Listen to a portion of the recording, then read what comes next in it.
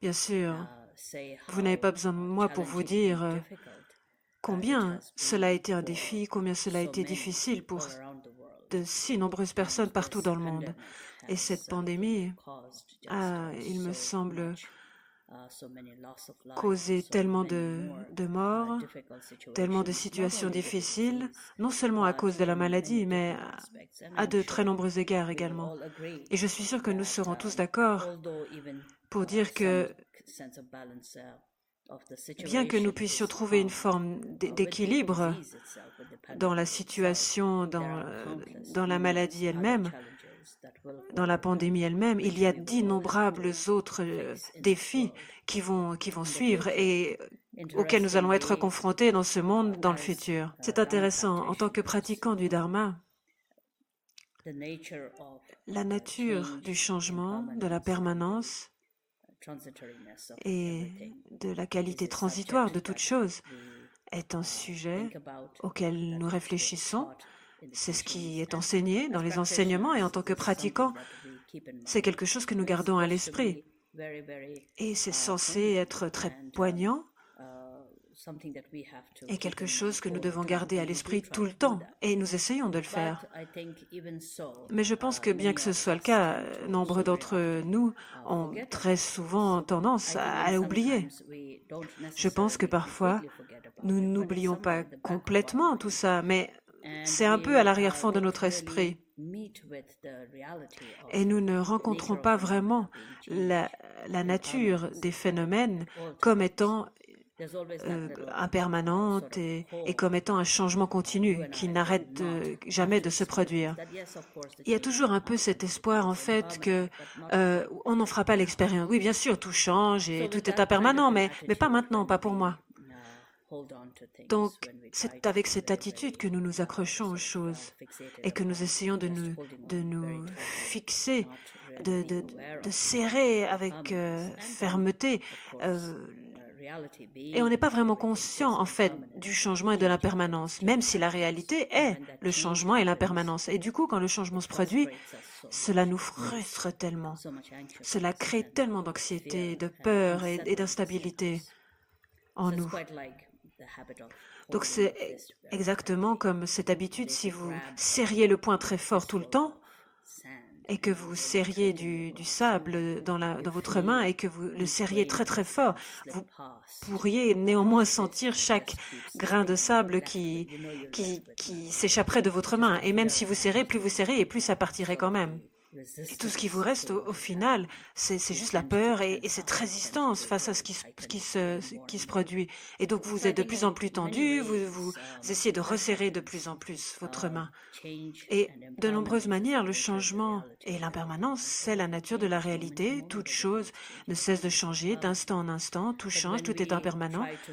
Mais lorsque nous essayons néanmoins de maintenir cet espoir complètement irréaliste que non, ça ne va pas se produire maintenant, que si je n'y pense pas, en fait, ça ne va pas se produire maintenant, ou ça se produit, mais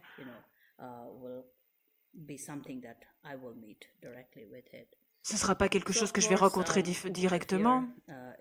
Et bien sûr, la peur est toujours là à ce moment-là. Et lorsque le change se produit, bien sûr, et de grands changements se produisent, que des transformations ont lieu et que, en fait, les choses s'avèrent être très imprévisibles et que nous ne sommes pas vraiment préparés, alors inévitablement, la peur et l'anxiété, l'instabilité et l'irritation ne font que s'accroître. Et je pense que cela crée une très profonde frustration pour nombre d'entre nous. Certains d'entre nous auront tendance à être tellement frustrés qu'ils se sentent désespérés et ça ne fait qu'accroître le sentiment d'instabilité et d'anxiété en nous. Pour d'autres personnes, c'est plutôt l'habitude d'essayer de de passer à autre chose en pensant que cette autre chose ne va pas changer elle. Donc on passe d'un changement qu'on n'arrive pas à gérer, qu'on trouve difficile, vers une autre situation qu'on pense être plus permanente. Et là, c'est très subtil, parce qu'en fait, là, on est dans le déni, en un sens. Et on se dit, ah ok, bon, ça change, ça se transforme, je suis très mal à l'aise face à cela, donc je vais plutôt aller voir autre chose, me relier à autre chose, et parce que ça a l'air plus permanent, ou ça va me donner davantage de sécurité. Mais ce faisant, en fait, je pense que vous ne faites que prolonger le problème à de nombreux égards. Bien sûr, le changement a toujours eu lieu, que ça été pendant les grandes guerres mondiales ou d'autres, et tous les grands changements qui ont eu lieu après, ou bien qu'il s'agisse de toutes les différentes pandémies qui ont déjà beaucoup changé le monde, et pas seulement de façon négative, mais il y a eu la révolution industrielle aussi, qui a amené tellement de changements après coup. Et il y a aussi beaucoup d'inventions scientifiques et la manière dont les choses ont changé après leur découverte. Donc lorsque le changement surgit, ce qu'il dévore, c'est tout ce à quoi nous sommes familiers, la manière dont nous vivons notre vie, les gens que nous connaissons bien, les systèmes que nous connaissons bien, la manière dont nous faisons les choses. Et nous avons tendance à nous figer dans notre tendance à ne pas vraiment rencontrer face à face la réalité de la permanence. Et donc nous avons tendance à nous accrocher à des choses qui, sous couvert d'apparence familiale, nous pensons qu'elles auront une nature plus permanente.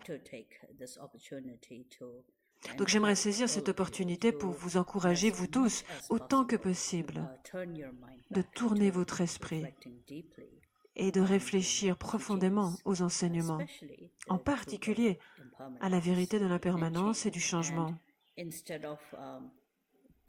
Et plutôt que de vous tendre, d'être frustré et de ressentir un sentiment de perte, réalisez ou canalisez cette énergie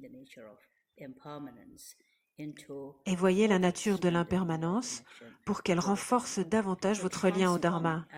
Donc transformez les circonstances adverses.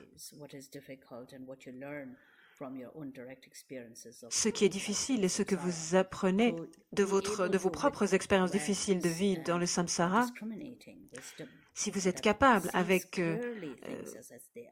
vigilance et la sagesse discriminante, de voir les choses telles qu'elles sont, alors cela vous permet d'alimenter et de créer un sens beaucoup plus puissant d'éveil, de vigilance, qui va renforcer votre lien au Dharma et qui va donner plus de sens à votre pratique. Ça, c'est très, très important. Et j'espère vraiment, je vous encourage, chacun d'entre vous, à le faire. Maintenant, gardons cela à l'esprit. L'un des sujets dont on m'a demandé de parler, c'est transformer souffrance en bonheur. L'un des merveilleux enseignements de Dodrupchen Jigme Tenpa Nyingma, qui est disponible, il me semble, et vous avez de très belles traductions aussi dans les archives des traducteurs de Lotsawa House. Donc c'est à ça que je vais me référer. Mauro et les gens du Conseil de vision de Rigpa International m'ont demandé de commencer à parler de ça, donc je vais commencer à partager certaines de mes pensées à ce sujet. C'est vraiment un merveilleux texte et il a été très très bien traduit, c'est très clair. Donc je pense que vous pouvez déjà simplement le lire et en soi c'est déjà très clair, mais néanmoins, comme nous pouvons tous retirer un bienfait de cela et nous devons tous y réfléchir, je serais très heureuse de partager cela avec vous.